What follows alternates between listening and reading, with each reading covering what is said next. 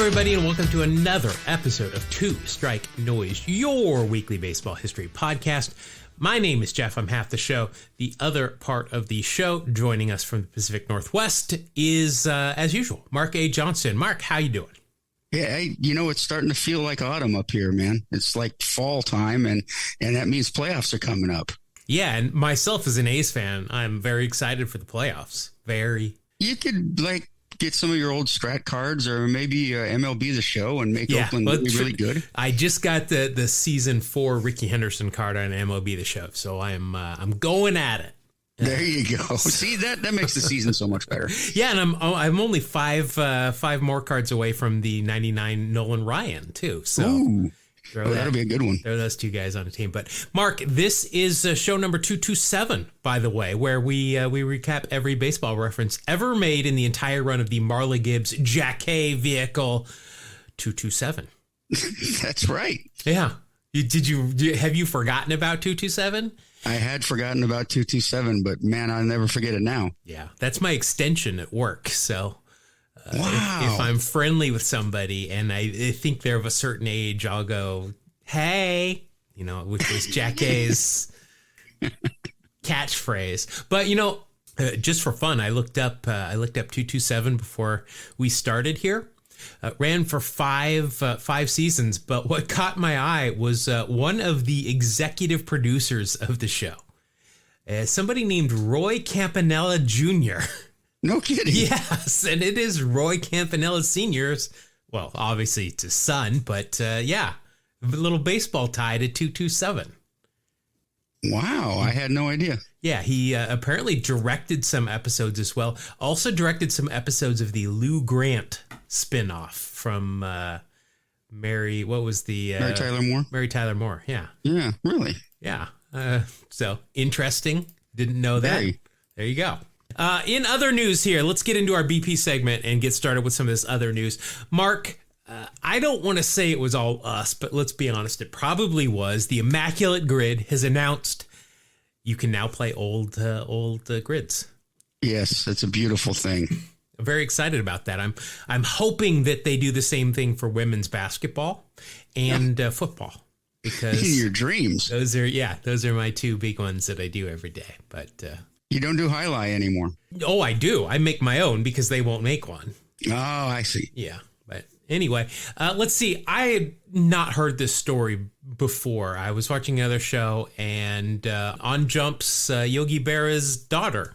I think it's his daughter. Maybe it's his granddaughter. I don't know. But she runs the Yogi Berra Museum. And this is something that happened in 2014, and I had never heard of it. But in 2014, the Yogi Berra Museum, which is housed at Montclair State University, was robbed. Oh. Over an estimated $1 million worth of memorabilia was taken, including 10 championship rings and 2 of Yogi Berra's MVP awards. The uniform and mitt he was wearing when he caught Don Larson's perfect game in the 1956 World Series, and several game-used bats from Berra, as well as other legends like Willie Mays and Stan Musial. Wow. So that sucks. That's horrible. Yeah. Earlier this year, though, a gang of 10 were arrested after one was linked by blood left on shards of glass that they cut themselves on when they broke into the International Boxing Hall of Fame. The Berra Museum and Boxing Hall of Fame, though, they were not the only museums that were hit during a 20-year stretch for these jerk-offs. They also nicked pricey horse racing trophies, as well as treasured artwork by Andy Warhol and Jackson Pollock.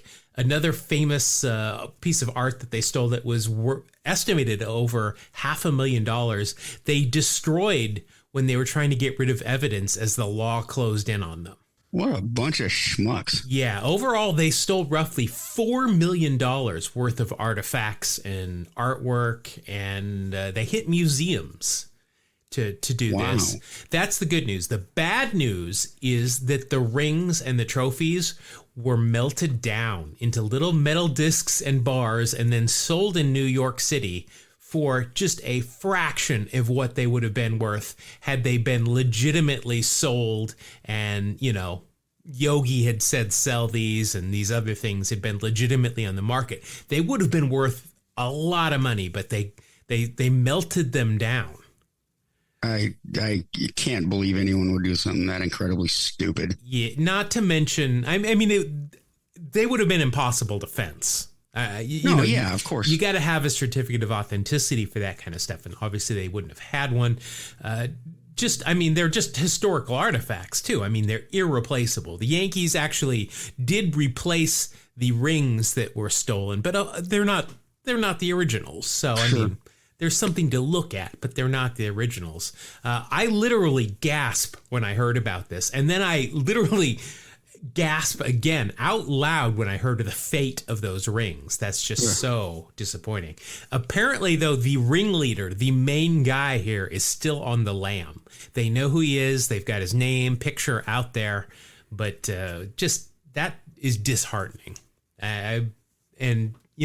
We're not Yankee fans, but we're certainly baseball history fans. We love Yogi Berra, and my gosh, that's just too bad.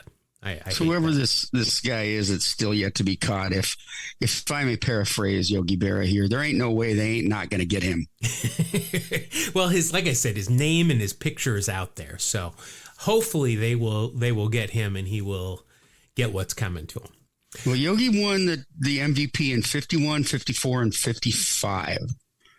And you say two of them were stolen. Two of them, yeah. I happen to know where the other one is. It's because when I was at the Hall of Fame, somebody was redoing the Yogi Berra section, and they placed his his MVP award up on a shelf, and they weren't paying attention, so I went over and I picked it up, and I looked at it, and I put it back down. So that's where the other one is. Really? You put your hands on it? I did. He had it just sitting there on a cart. Wow. Well, I have held Terry Pendleton's MVP award in my dirty little mitts as well as one of his Silver Slugger bats, which that is awesome. Was pretty cool. It's a heavy bat, believe it or not, made out of sterling silver or whatever that again was. Right. Let's see, Mark, there's a name that's come up quite a bit on our podcast here. A very loyal listener that's been around for a long time, listened to all our shows, and frequently finds you.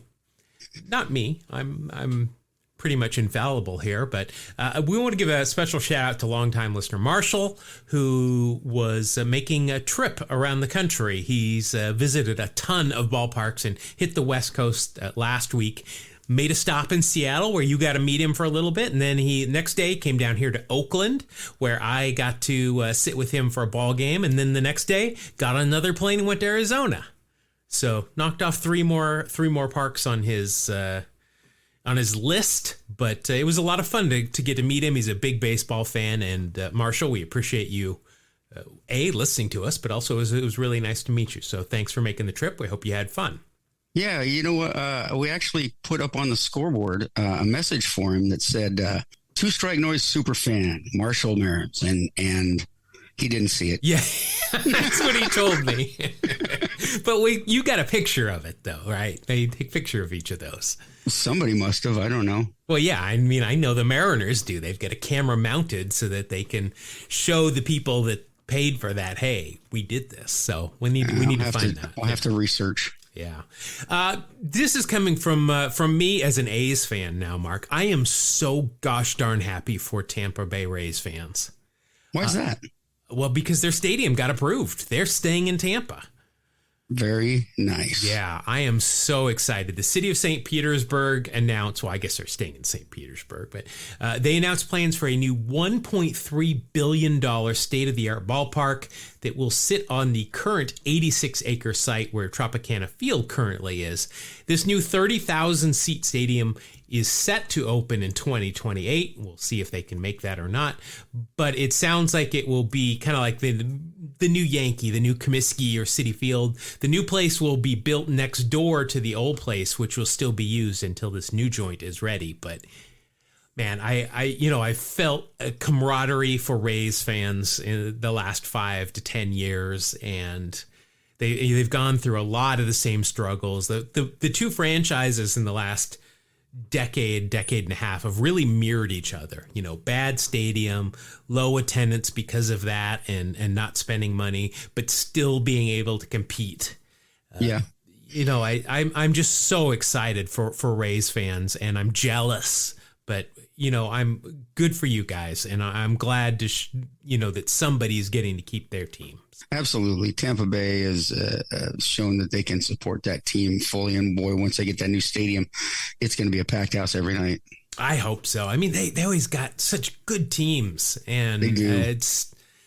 I mean, I've been to the Trop, and I love baseball stadiums. I really do. So I don't hate Tropicana. I didn't enjoy a game as much because much like Oakland, there's not much atmosphere there, especially when there's not a lot of people there. But it's also so dark because it's a dome, which, you know, when I went to the A's game and met Marshall, it was a nice sunny day. So it's a little bit different, but so excited for them. Congratulations. Go Rays. I'm very happy for everybody. Good news. Good news.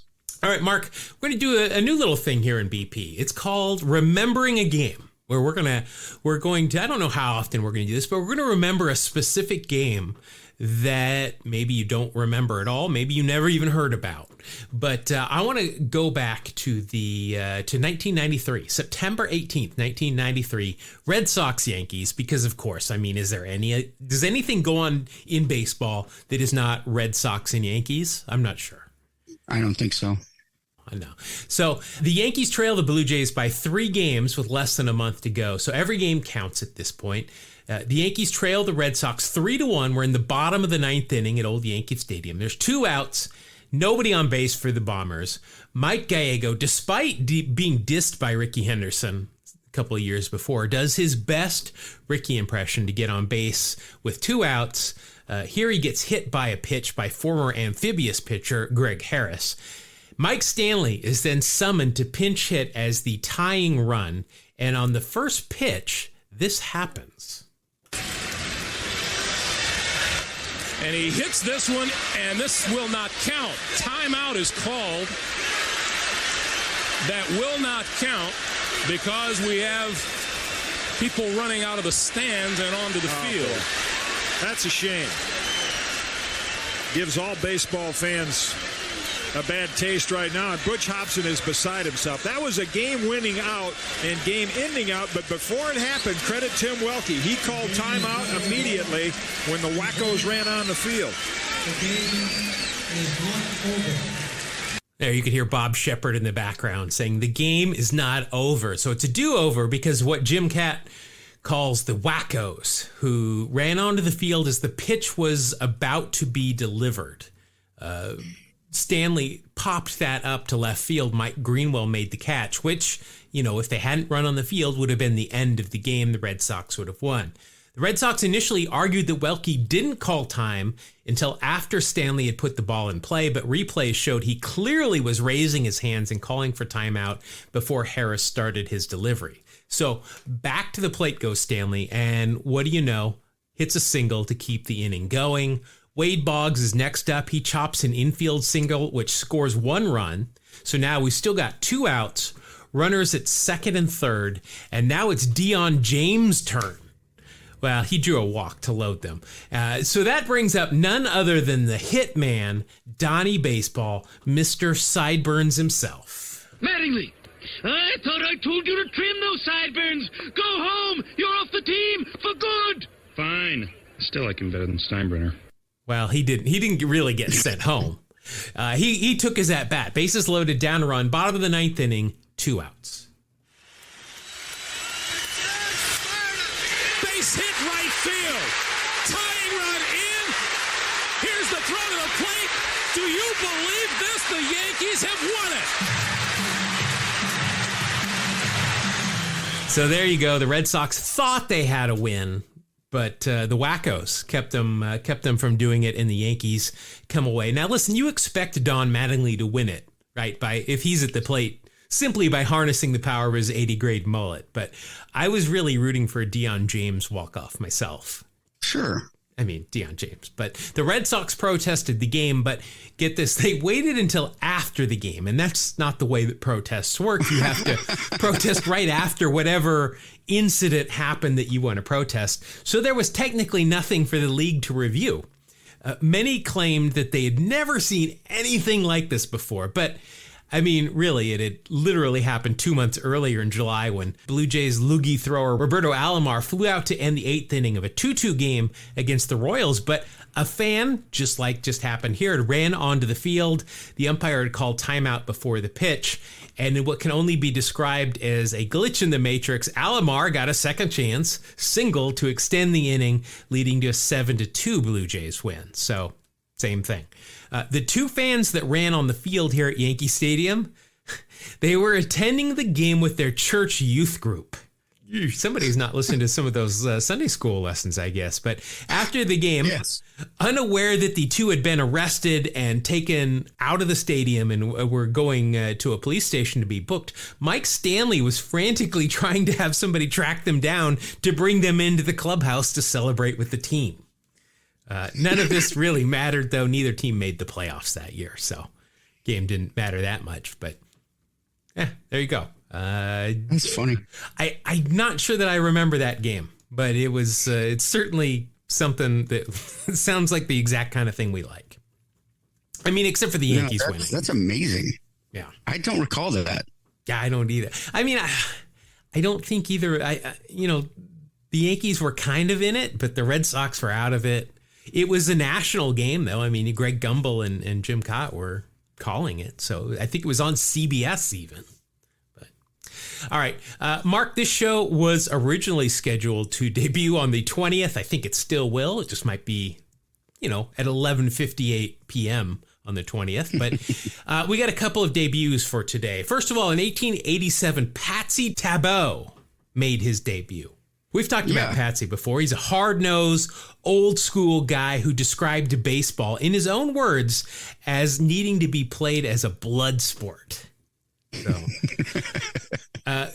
more likely where we've talked about him the most is he was the player-manager for the Cleveland Spiders from 1889 through 1898 before moving to the St. Louis Perfectos. Now, if you've listened to this pod before, you know what that means. Why he was not with the Spiders and why he was on St. Louis in 1899. And if you haven't, then you need to go back and listen to the Spiders episode, and then you'll know.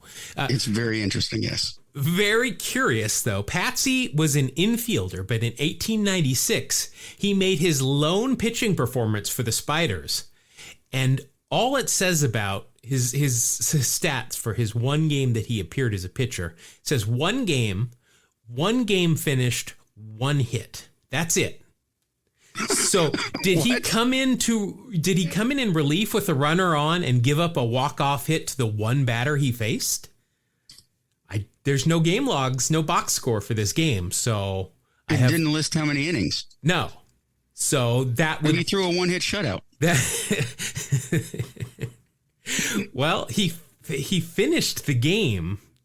So maybe it was maybe it could have been a guy hits it to the outfield for a single and tries to stretch it into a double and gets thrown out.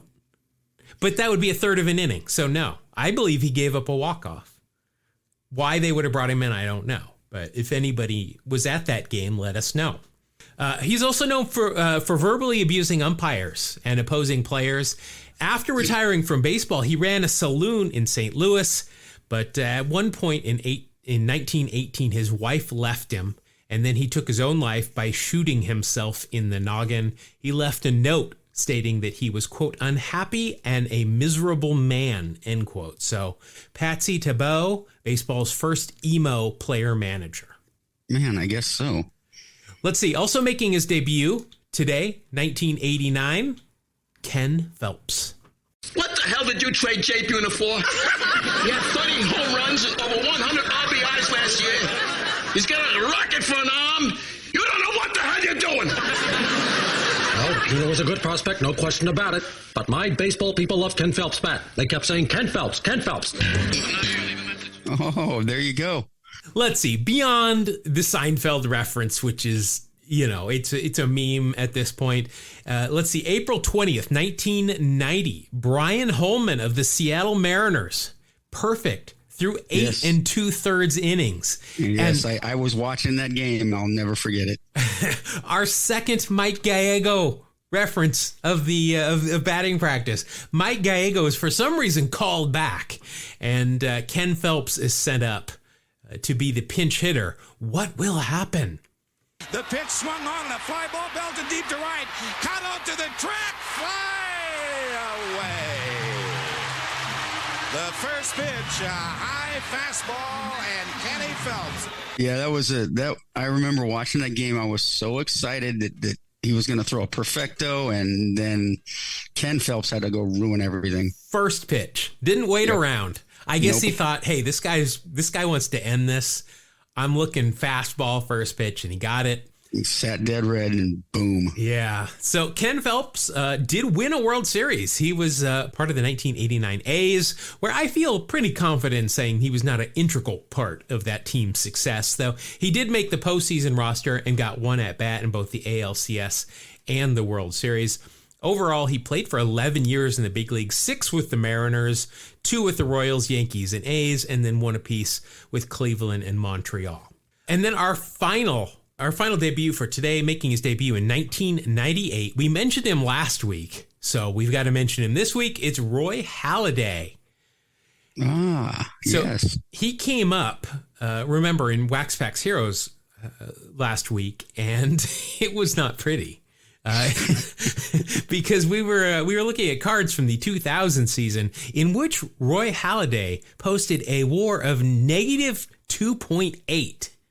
Yikes. Wow. So I said we were going to circle back and see if any other Hall of Famers had ever had a worse WAR season. So, of course, we heard from our friends over at the 1988 Topps podcast. They informed us that pitcher-wise, both Bob Feller in 1952 and Jesse Burkett in 1890 both had worse WARs. Feller had a minus 2.9 and Burkett a minus 3.0. Wow. Yeah. Wasn't there a Jesse Burkett that pitched for the Giants in like the late 80s? I thought that's who you were referring to at first. Yeah, because I put a filter on this StatHead search for Hall of Fame equals yes, and Jesse Burkett came up, and I said, that can't be right. Some other close ones, position players. Ted Simmons in 1984 with the Brewers had a minus 2.6. Wow. And then get this, Craig Biggio in 2007 at the age of 41 had a minus 2.1. No kidding. Yeah. So, I mean, there are some guys on here with some big minus WAR numbers. I mean, Lou Brock, Reggie Jackson, Pudge, Harold Baines, Andre Dawson. I mean, there's some guys here that we love to talk about and are big fans of that had some really bad seasons.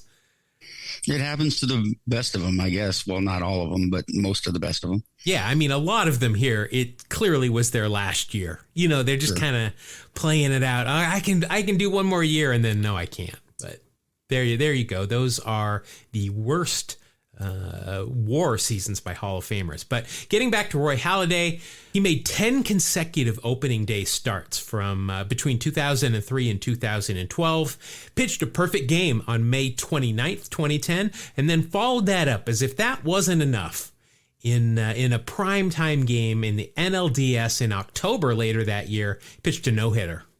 Wow. Remember watching that specifically. I remember that, just watching it going, there's no way he can do this in the playoffs, but he did it. Yep.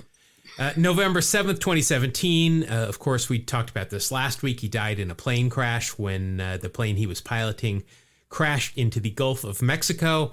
In 2019, he was inducted into the National Baseball Hall of Fame. A couple of other notables that we're not going to go into, but I wanted to mention that made their debuts today. 1981, Gary Gaetti made his debut. In 1983, Sid Fernandez made his debut. And then in 1992, J.T. Snow made his debut for the Angels. I'm wondering, Mark, how come the Angels have had so many guys with last names that are nouns? that are good. I think that's one of their superstitions in Anaheim. That's how they draft people. You got trout, salmon, snow. Yeah. Yeah, they like to draft those nouns. Yeah, I guess so. Well, I mean, except for the lack of World Series wins, those players have certainly been good, but yeah. All right. Well, that's going to wrap it up for BP this week, and let's get into the main segment of the show. And Mark, I'm going to hand the reins over to you. Well, thanks, Jeff. I was wondering if we were ever going to get to this point because it's been so exciting talking about all this other wonderful stuff. But hey, I wanted to talk a little bit about a guy named Jim Bunning. I'm sure you've heard of him. I know 2 facts about him. He threw I believe it was a perfect game, either a no-hitter or a perfect game, and he was a Senator. Those are the only 2 things that I know about him. Well, those are accurate. So, you're right on the money. So I'll tell you a little bit about, we're going to start back when he was in high school. He played football and basketball his freshman year, but he did not play baseball. His sophomore season, he decided to go out for the team, and they noticed he had a pretty darn good arm. And so as a sophomore, he went 6-2, a junior 5-3, and his senior year, he went 1-5. He must have had a terrible team behind him because when he graduated in 1949, the Detroit Tigers were right there knocking on his door. So this puzzled me. The guy was 12-10 in high school career, and here are the Tigers, and they want him bad. They want him so bad that his family wanted him to finish college, and the Tigers agreed that Mr. Jim Bunning could report for baseball after spring semester at Xavier University. So he actually missed spring training for the next 3 years after the Tigers signed him. They gave him a $4,000 signing bonus and $150 a month. Isn't this adorable? He used his signing bonus to buy an engagement ring for his childhood sweetheart. Well, okay, let's see. How much were they paying him per month? $150.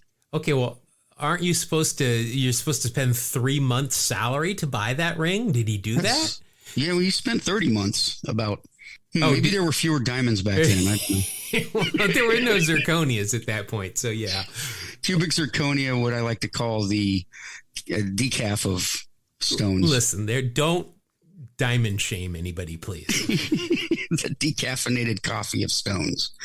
Okay, so let's take a look. Okay, so his first year in the minors, he really started off well. He won his first 5 starts. Things were looking very up. Then he lost his next 7.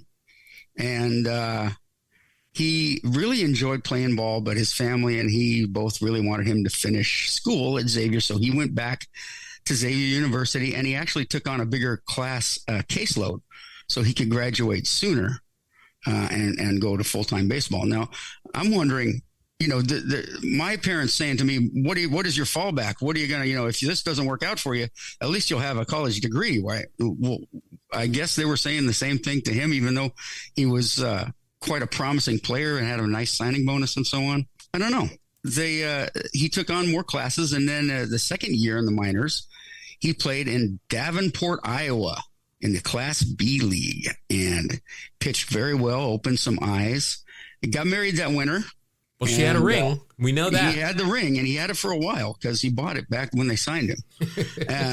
Year 3, he played for Class A Williamsport.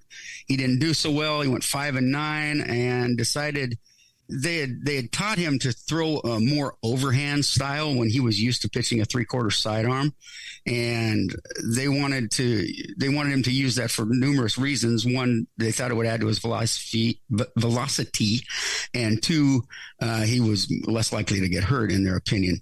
But he said, "Forget it, I can't pitch that way." And the 3/4 sidearm style naturally more comfortable for him, and he started pitching better. 53, he graduated from Xavier after 3.5 years. So now, to a guy like me that, took his good 5.5 years to get his 4-year degree, 3.5 years is pretty sweet. Nice job. I was having too much fun personally, but he knew how to study at least. And after he graduated, he went to AAA Buffalo, and they had a pretty well-established veteran staff in Buffalo. So he wasn't getting a lot of innings. They sent him to AA Little Rock, where he pitched like me and went 5-12 with a 4.56 ERA. Actually, I wouldn't have won 5 games. So yeah, I think your ERA would have been that infinite sign. Yes. I had that ERA one year. Yeah. After this very disappointing season, he thought about giving up baseball. Sat down and talked with his childhood sweetheart, which was now his wife. And they said, let's give it another year. So he went in 54 back to Little Rock, and he went 13-11 with an ERA of 4.29. Well, apparently winning 13 games was enough for everybody because he decided he was going to still pursue baseball. And he went to spring training in 55, sent to Buffalo, and then he pitched well and was actually called up in 55 in July by the Tigers. And he started and relieved the rest of the season with Detroit. He had a 3-5 record and a 6.35 ERA. Now, he packed up the family in the offseason and went to Mexico to play in the Mexican League for a few months. He impressed with a 9-4 record. But in 1956, when he went to spring training, the poor guy still had options and other people didn't. They sent him down to AAA, Charleston. If he had been out of options, he probably would have made the team. But he didn't do well in Charleston. He went to 9-11.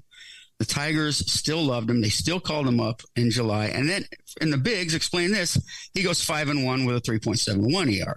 Much lighter opponents, lighter hitting in the big leagues, apparently. And that offseason, he pitched in Havana, Cuba for the Marianao Tigers. Now, I'm not that familiar with off-season American players playing in Cuba. I can't say that I am either. Okay, so 1957. Yes, we've traveled a few years already. Jim made the decision that if he didn't make the team this year, he would give up. Well, good news. He made the team and was assigned the second spot in the pitching rotation. So here he is, 2 spot. He's in the rotation. First time out, he gives up 4 straight hits in the first inning, and they took him out of the game and relegated him to the bullpen. So it was the shortest stint as a starting pitcher in quite a while. 4 batters. And that ended up being kind of a good thing, is there was a lot of veterans in the bullpen, and he learned a lot from the pitching coaches and so on. And he developed a slider. And this slider made a big change in how he would approach batters from then on. He in May, they gave him another chance to start. He went out with his new slider and tossed a 5-hitter, won the game against the Red Sox. Next inning, he pitched amazing too, only allowing 1 run in, count them, 13 innings. They pulled him after 13 with the game tied at 1. All of a sudden, he was a different pitcher with this new slider.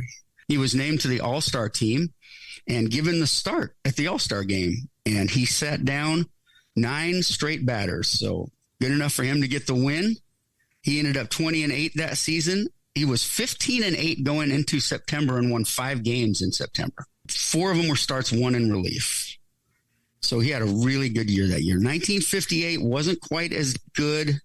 He was giving up a lot of home runs, and the other teams were accusing him of headhunting, throwing at them intentionally. He was just struggling with his control is what it looked like. Things turned around in July when he threw a no-hitter against the Red Sox.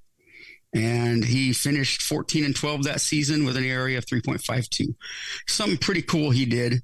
In 1959, he threw an immaculate inning. He was only the 5th pitcher to accomplish that feat.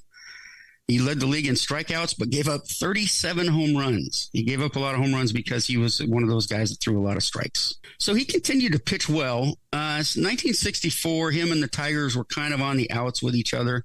He was a union leader, and he was very outspoken, veteran. The Tigers just thought he was a little too much for him. He was tired of the Tigers too, so as expected, he was traded, and he went to the Phillies in a deal along with his catcher, Gus Triandos, for Don Demeter and pitcher Jack Hamilton. So 64, it was he was 9-2 at the All-Star break, and Father's Day came around in June, and this became the penultimate day in Bunning's career as he went out and tossed the 5th perfect game in Major League history, and the first one since 1922, the first National League perfect game since 1880. Jeez. So it was a pretty big deal. And he became the toast of the town, and everybody knew who Jim Bunning was at that point. By September of that year, the Phillies had a 6.5 game lead over the Mets, and Philly lost 10 straight games.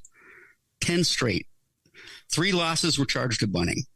The Mets overtook the rest of the league and took the pennant by 1 game over both the Reds and the Phillies. Bunning spent 3 more years with the Phillies, going 55-38 during that time period. In 68, he was dealt to the Pittsburgh Pirates, where he went 10-9. In 69, he went to the Dodgers, but was released, where he re-signed with the Phillies in the twilight of his career. His last 2 seasons going 15-27. After that, he retired and went on to become a manager in the Phillies minor league system, as well as for the Escogido Leones of the Dominican Winter League. And he managed and coached in the minors for them until 1976. And they let him go. He decided he was going to become an agent. And he actually went to his former players that he managed and asked them if they would like him to be their agent. And by 1977, he had over 30 clients in a very successful agency business, and was active in, he lived in Fort Thomas, Kentucky, was active in local politics, and was elected to the city council. Then he ran for state senate in Kentucky, and he won that too. And he decided to run for governor in 1983, and he lost. But we all know so far that Jim Bunning didn't win everything. But it was a tough battle, but he didn't get it. In 1986, he went back to the big leagues, getting elected to the United States House of Representatives, where he served 12 years and then got elected as one of the 2 United States senators from Kentucky. He did not seek re-election in 2010. In 1996, he was elected to the Hall of Fame by the Veterans Committee. And in 2001, the Phillies retired his jersey, number 14. Mr. Bunning died at the age of 85, leaving not only a baseball legacy, but a huge family legacy as well, with 9 kids, 35 grandchildren, and 7 great-grandchildren. Wow. There you go, Jim Bunning. I didn't know a whole lot about him, found out he was a pretty interesting guy with a pretty unique career. So looking at his numbers here, he was inducted into the Hall of Fame through the Veterans Committee, which we know is a you don't get those top shelf Hall of Fame guys going in the Veterans Committee. Correct. Looking at his numbers, overall, the 17 years, 224 and 184 win-loss record, a 3.27 ERA. He appeared in 591 games, struck out 2,855, walked 1,000 exactly, and had a ERA plus of 115 for his career. And overall, for WAR, we're looking at a 60.3.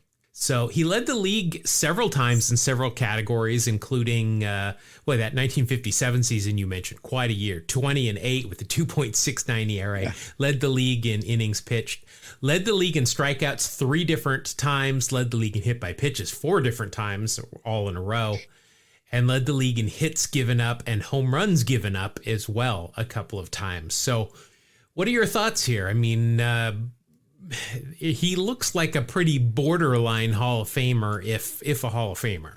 Yeah, in thinking about it, he did give up a lot of home runs in his career. Just that was something that was mentioned over and over again. And, you know, he was the kind of pitcher that was always around the strike zone. Looking at the numbers, like you said, not a huge, wow, this guy belongs in the Hall, he better get there first ballot kind of thing. But good numbers, very good numbers, 151 complete games, 40 shutouts. He was an all-star, 1, 2, 3, 4, 5, 6, 7, 8, 9 times. And then, you know, the perfect game definitely adds to the mystery there. And that, to me, he makes a perfect committee election. You know what I mean? I'm going to go with the Hall of Very Good. Yeah. Looking at his Jaws for a career WAR of 59.4 through Jaws as starting pitcher. Average Hall of Famer is a 73. His peak 7 year, though, is 48.9, and the average Hall of Famer is 49.9. So when he was at his best, he was right there. But after that, I mean, there's no number here that really comes very close to being a Hall of Famer, but being very good. So, you know, again, that Hall of Very Good for Jim Bunning. But hey, like I said, I knew two things about him coming into this. I guess I knew he was in the Hall of Fame, but now I know a lot more. Yeah, Jim Bunning. Interesting guy. No, anybody that told him he couldn't do something, he just didn't really like to listen to that. Yeah, my wife.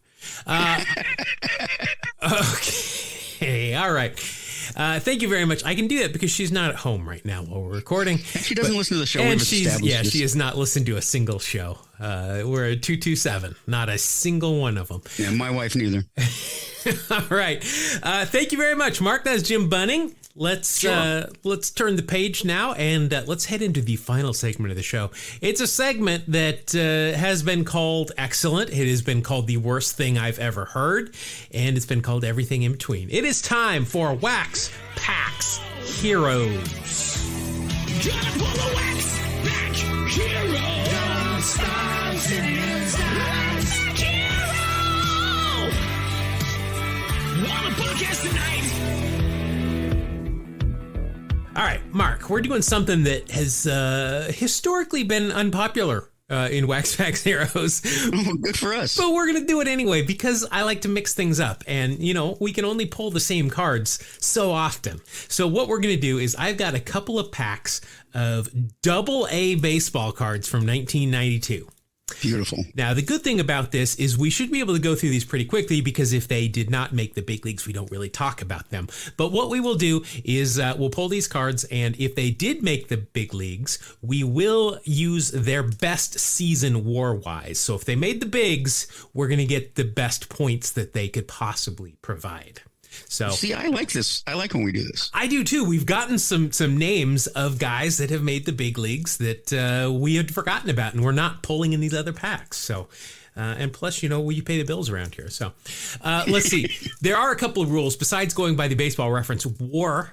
I can't say of the year, but I'm just going to say the Baseball Reference WAR that they scored the highest.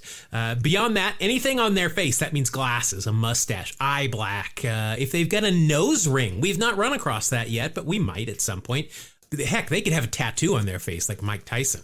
All of this is an extra 1/10 of a point. If they've got a mustache, that's a 1/10 of a point. But if it is a really good, like bushy, like Ned Flanders from The Simpsons type mustache, you can get even an extra bonus point on top of that. If they're wearing real strips where we can see the sanitaries underneath, that's an extra 1/10. But 2-in-1s are a minus 1/10 of a point.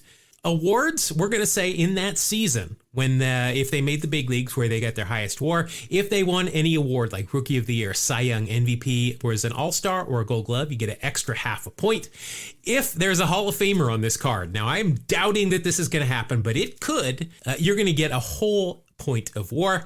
Now, this one, I think we can pretty much scratch off here, Mark. If Ricky Henderson or Nolan Ryan appear on the card, we're not worried about that for this one.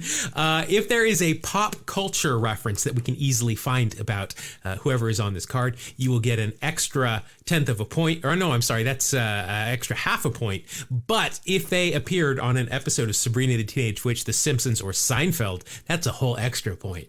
And let's see, if they were suspended during their career for steroids or PEDs or appeared in the Mitchell Report, that is a minus 1/2 a point. And Mark, we're also going to both pick a team.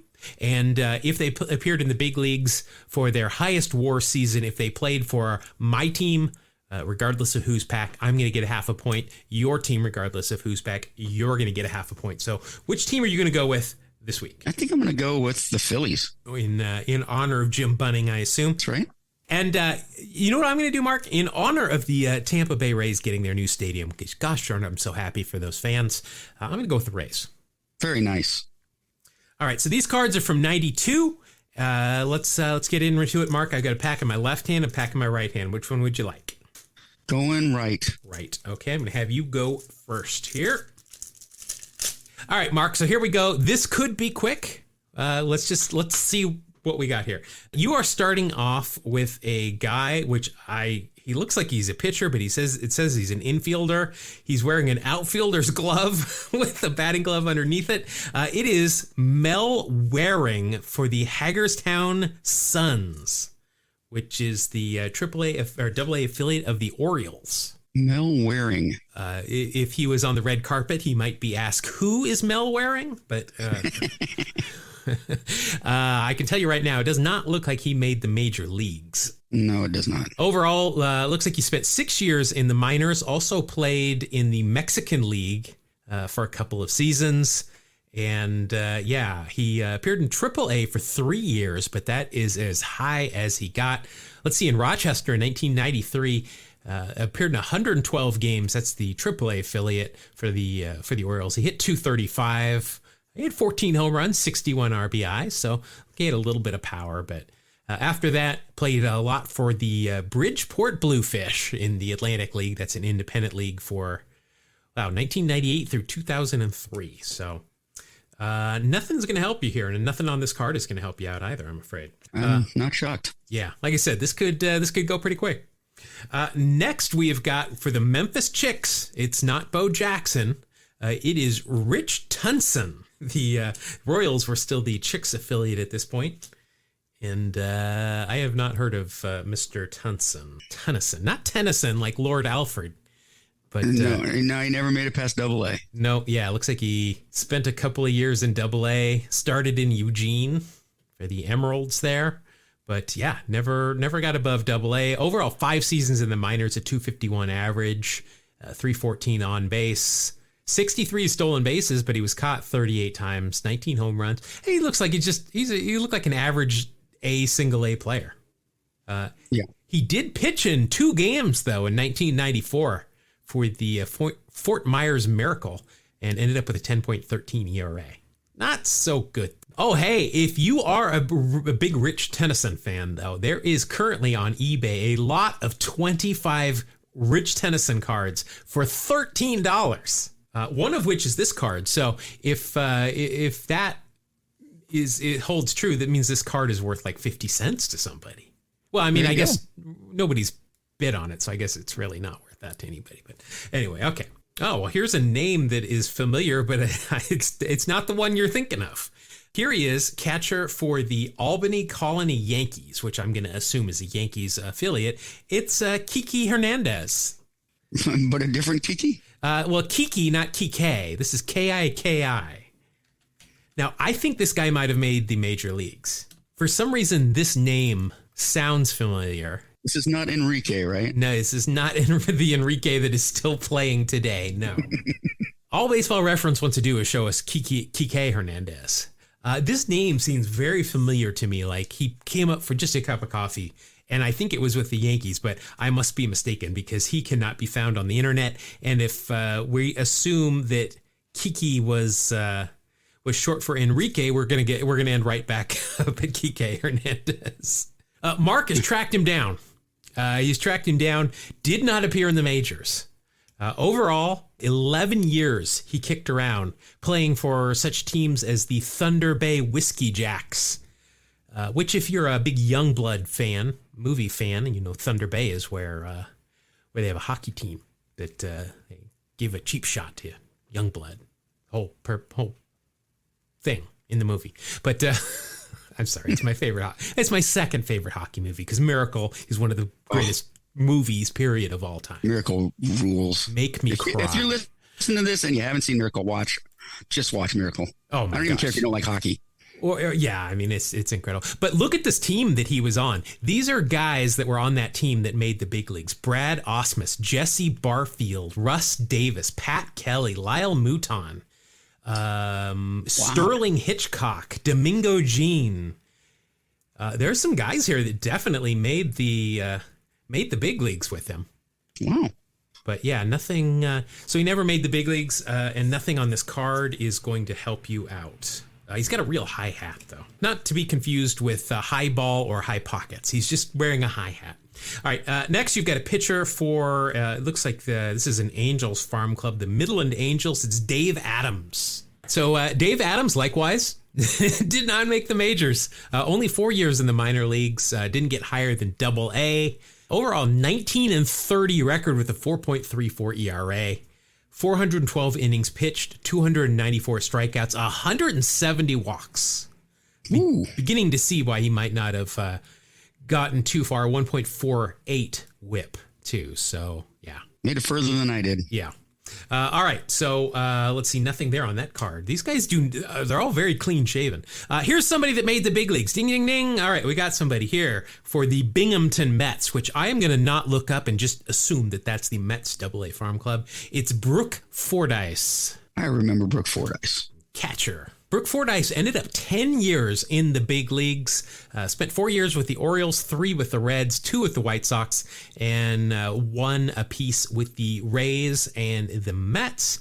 Let's look at his WAR, and his highest WAR was in 1999, 1 year with the Chicago White Sox, I think. Or no, it's 1 of 2 years with the White Sox, and I think that's where I remember him most from. He scored a 1.9 WAR with Chicago in 1999. So you will get on the board with the 1.9. Nothing on this card is going to help you out. And but I mean, you're on the board. That might be a winner right there. It could be. I mean, there he is in black and white. Wow, get this. In 2000, he was traded by the White Sox with a couple of minor leaguers to the Orioles for Harold Baines and Charles Johnson. Wow. Yeah, those are 2. I mean, obviously 1 Hall of Famer, but Charles Johnson was... Boy, when he came up with the Marlins, he was, it was a big thing. Very nice. All right, so you're on the board. Next, you've got a pitcher for the Carolina Mudcats, one of the great minor league hats. Pirates AA Farm Club at this point, Stan Fansler. All right, I got him. He's got a mustache, so you're going to get that. And he did appear in the big leagues. 1 year in 1986. And he had a .2 WAR.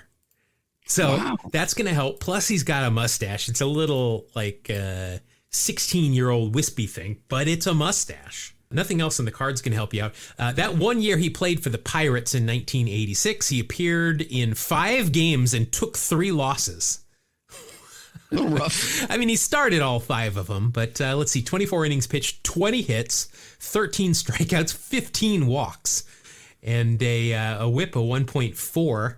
and an ERA plus of 104. So he was statistically better than the average in 1986 with those numbers. That's just crazy. Yeah. Way to go, Stan Fansler. He's since gone on to work with his father-in-law making mining equipment. So there you go. All right. Well, you're on the, you've got two on the board there. Your next card, this is a name of players that have certainly made the big leagues. Whether or not this is the one that made, the big leagues, it's Jose Hernandez. Here he is with the Canton Akron Indians, which I'm going to guess is Cleveland. Yeah, this is the one. This is the Jose Hernandez that played for 15 years. Yep. Wow. Okay. So good for you. You've got a name here, Jose. Wow. For Immaculate Grid, this is a good guy to remember. 7 years with the Cubs, 3 with the Brewers, 2 with the Bucks and Cleveland, and then 1 with the Rocks, the Phils, Atlanta, the Rangers, and the Dodgers. He was an all-star once. That was in 2002, and his highest WAR was also from 2002. So this is a big score for you right here. A WAR of 4.5. What? Yeah, 4.5 plus he was an all-star. So that's just 5 straight up there. Here he has got a great mustache, like a fantastic mustache. And he's got real stirrups on. So that'll be an extra 0.3 of a point for you. You're going to beat my score from just a regular 2000 pack from last week. Well, I've had 2 big leaguers so far. Let's see. At one point, he was traded for Heathcliff Slocum, if you got him. Oh, man. I can name you some other people that were traded for that guy. Also traded for Kenny Lofton and Aramis Ramirez one time. So, oh, wow. Hernandez set a Puerto Rican Winter League record with 20 home runs during the 1997-98 season. Yeah, they don't play a lot of games. No. 20 home runs is a bundle. Yeah, that's a good amount there. All right, well, very nice work here. At 7.5, you got 2 cards left. Here is the Harrisburg Senators, who are the Expos Farm Club at this point. Pitcher Reed Cornelius. Didn't he host Soul Train? Is that? That's the one.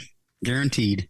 Reed Cornelius, good news for you. 3 years in the big leagues, 2 with the Marlins, and then part of a year with the Mets and the Expos.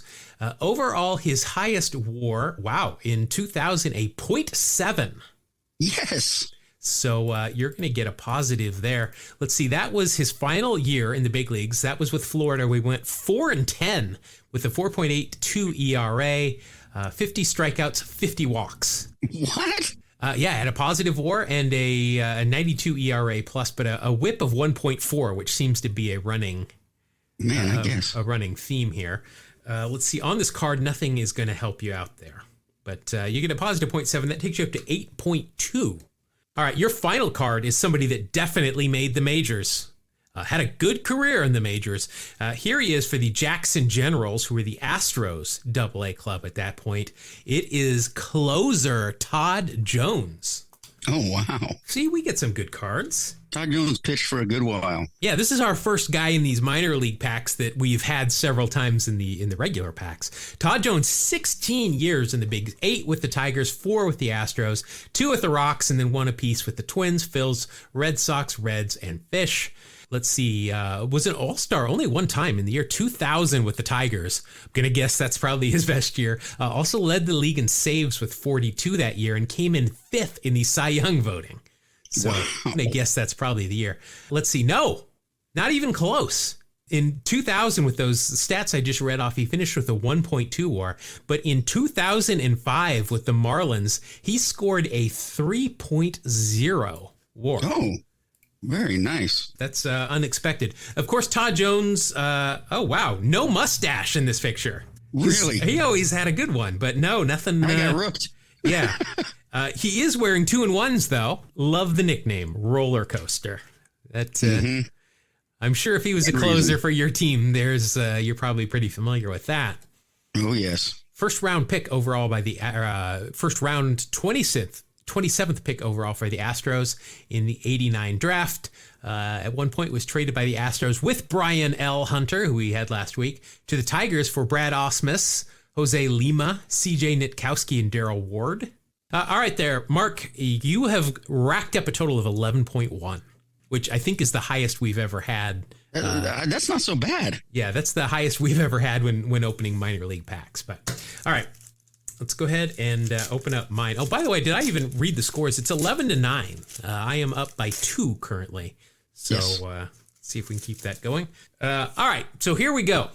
Let's see if I can beat an 11.1. I'm going to start. Oh, I think this guy might have made the majors. John Hudek, pitcher for the Birmingham Barons, the White Sox AA club.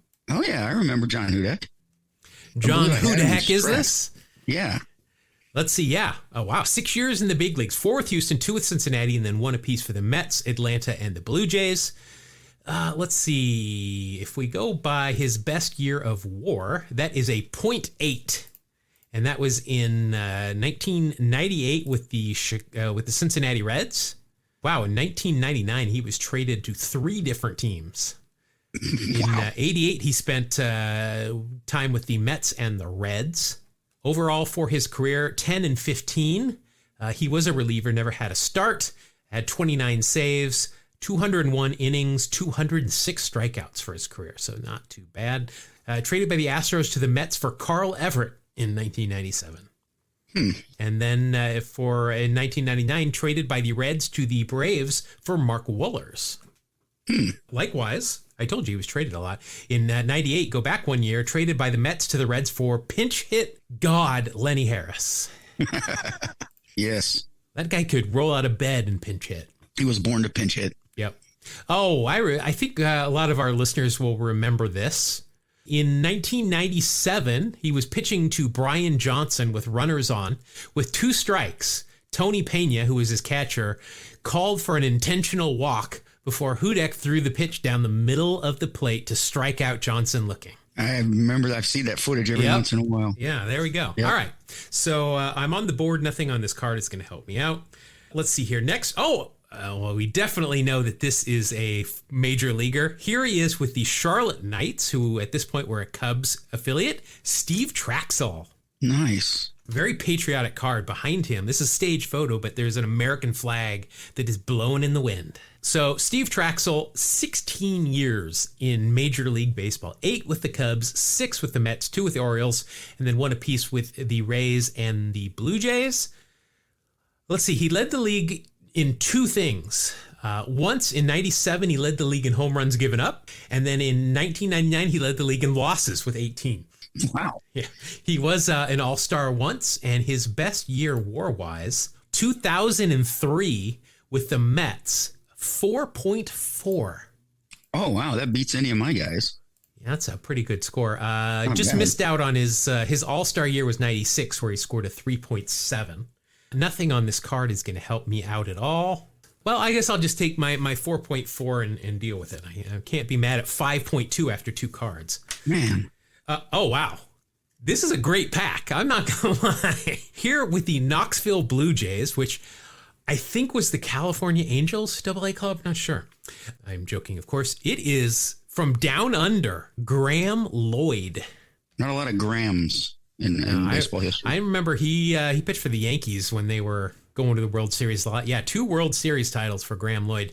10 years in the big leagues, 4 with the Brewers, 3 with the Yankees, 2 with the Expos, 1 apiece for the Royals, Mets, Fish, and Toronto. Let's see, overall 30 and 36 over his career. Really a setup guy. 17 saves in 568 games over his career. And his best WAR season was only a 1.6. I mean, I guess you're a middle reliever. I'll take my 1.6. That was in 1996 with Milwaukee. Didn't win any awards, but did win 2 World Series rings, both with the Yankees. Let's see, he was involved in trades with Pat Listash, Bob Wickman, Gerald Williams, Ricky Bonas, Homer Bush, Boomer, David Wells. You know, David Wells, his nickname is Boomer, and wow, does that fit, seeing some of the comments he had at Old Timers Day in New York last week. Let's see, also Roger Clemens, Carl Pavano, Cliff Floyd, Wilton Guerrero. Man, I mean, he played for a long time, and, you know, he was one of those middle relievers that would get traded every year at the deadline and go to a contender. Yeah, he was a lefty reliever. He had plenty of life. Yeah, I remember him as one of the first big leaguers that was from Australia. Yep, that was a big deal. So I'm at 6.8. My next card, I've broken my streak. I have not heard of this guy. With the London Tigers, which I think we can figure out who they're the affiliate for, Brian Warren. No big leagues for Brian Warren. He did spend 14 years in baseball, though.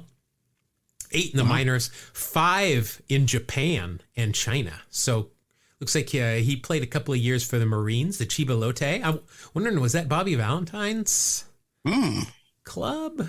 No Bobby Valentine. But Julio Franco was on one of those teams with him. Well, of course he was. He's still on another team. Yeah. Let's see. He did make it up to AA. He played 5 seasons in AA, where as a pitcher he went 16 and 13 with a 3.16 ERA. Don't see a lot of 5 AA season guys. No, I mean, especially that have never made the big leagues. Right. Too bad for him. But you know what? He got to play baseball for almost 2 decades. So good for him. Nothing on this card's going to help me out, though. All right, go to the next one. Let's see. With the Jacksonville Suns, does not tell me who they were. Seattle Mariners. There we go. For some reason, all these others have the Major League logo on the back, but this one has the Suns logo on the back.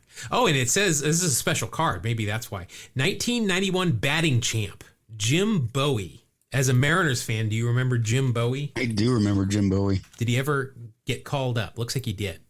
I believe he spent a little time in the bigs. Well, let's see. 1 year, 1994, with none other than in the Oakland Athletics, of course. Where he appeared in 6 games, had 14 at-bats, 3 hits, 2 strikeouts. That's it. 16 OPS plus and a WAR of -0.2. And he is he's wearing 2-in-1s, but he's all got a mustache, so that'll wipe out there. Oh wow, he was born in Tokyo, Japan.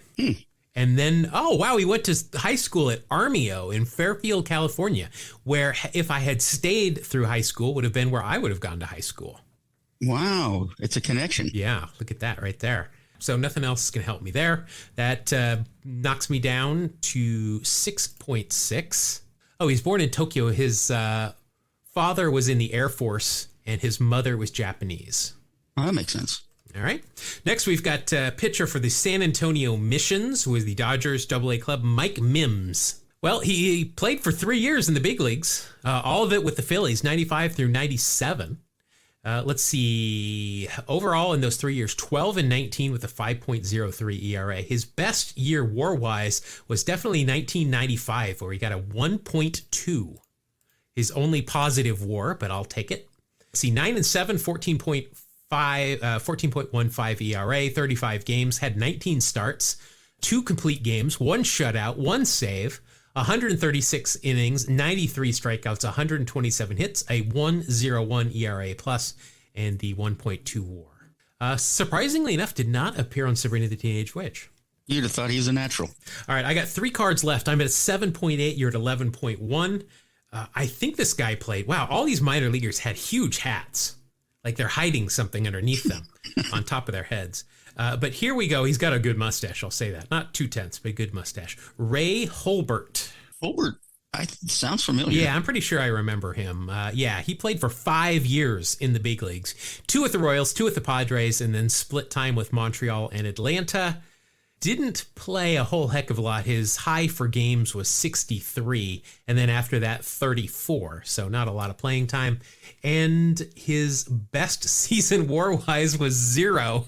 Well, he's negative. His first year, he had a 0.0 WAR. Then it went minus 0.4, minus 0.1, minus 0.2, minus 0.1, minus 0.1. So I guess I'll take it, right? I mean, I'll get 1/10 of a point for a mustache.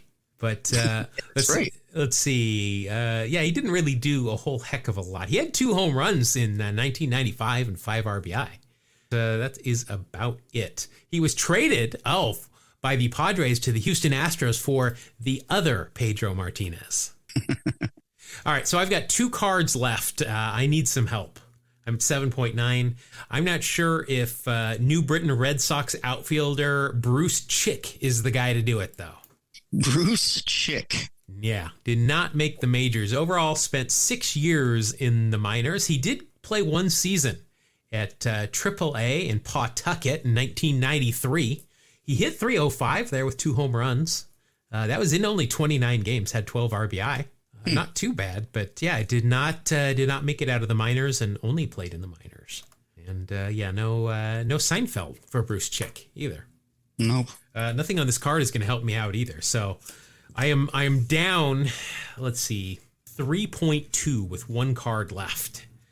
We've only pulled 1 card that is equal that. So hopes are not high, but let's see if his teammate, New Britain Red Sox pitcher Tim Smith, can help. Tim Smith. Oh, there might be a few of those. Yeah, well, none of them played in the big leagues. I'll tell you that. Tim Smith played for 9 seasons in professional baseball, 8 here in the States, and then 2 in Canada in the Quebec League. He was even playing as late as 2015. Wow. So he was only 29 at that point. Was he 6 in this card? What? I don't know. But he did not make the big leagues, which is not good news for me because that's not going to get me any points. Nothing on this card is going to help out either. All right. So that's it. No soup for me. Well, it took a minor league game to do it, but I got back on track. Well, you won 2 in a row now. I ended up with 7.9, you with an 11.1. So now, see, that was not that bad. We got some good, some players that we haven't pulled in our regular packs. That we talked about a few guys we hadn't talked about before. Yeah. So, all right. So there you go. You are now 1 behind me. The score is 11-10. Like we're getting down. Well, we're playing to 20, but it's neck and neck. All right, so that's going to wrap up this edition of Wax Packs Heroes. That's also going to do it for this week's show.